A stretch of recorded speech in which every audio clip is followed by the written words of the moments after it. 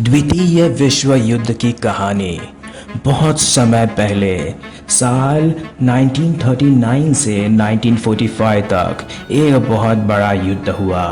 इसे द्वितीय विश्व युद्ध कहा जाता है। इसमें दो बड़े गुट बने।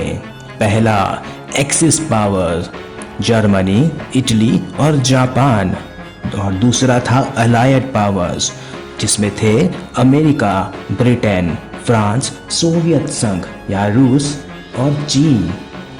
इस युद्ध में लगभग 10 करोड़ लोग जुड़े और करीब 5 करोड़ लोग मारे गए। यह दुनिया का सबसे खतरनाक युद्ध था। ये युद्ध क्यों हुआ? पहले विश्व युद्ध के बाद जर्मनी पर बहुत सख्त सजा दी गई।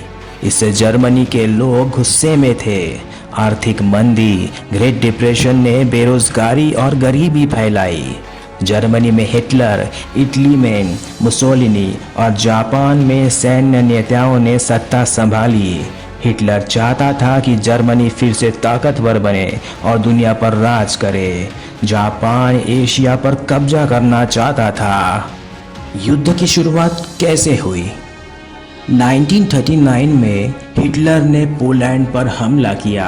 इसके बाद ब्रिटेन और फ्रांस ने जर्मनी के खिलाफ युद्ध की घोषणा कर दी। धीरे धीरे यूरोप, एशिया और अफ्रीका तक यह युद्ध फैल गया। जापान ने 1941 में अमेरिका के पर्ल हार्बर पर हमला किया। इसके बाद अमेरिका भी युद्ध में कूद पड़ा। हिरोशिमा और नागासाकी 6 और 9 अगस्त 1945 को अमेरिका ने जापान के शहरों में हिरोशिमा और नागासाकी पर परमाणु बम गिराए।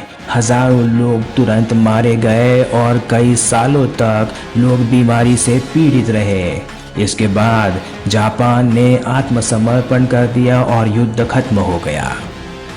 युद्ध का असर लगभग 7 से 8 करोड़ लोग मरे, जिनमें सैनिक और आम लोग दोनों थे। जर्मनी के हिटलर ने यहूदियों को मार डाला, जिसे होलोकास्ट कहा जाता है। युद्ध के बाद संयुक्त राष्ट्र बना ताकि आगे इतनी बड़ी लड़ाई न हो। अमेरिका और सोवियत संघ, रूस महाशक्ति बन गए और शीत युद्ध शुरू हुआ। इन सभी चीज़ों का भारत पर क्या असर हुआ? भारत उस समय अंग्रेज़ों का गुलाम था। अंग्रेज़ों ने भारत से 25 लाख सैनिक युद्ध में भेजे।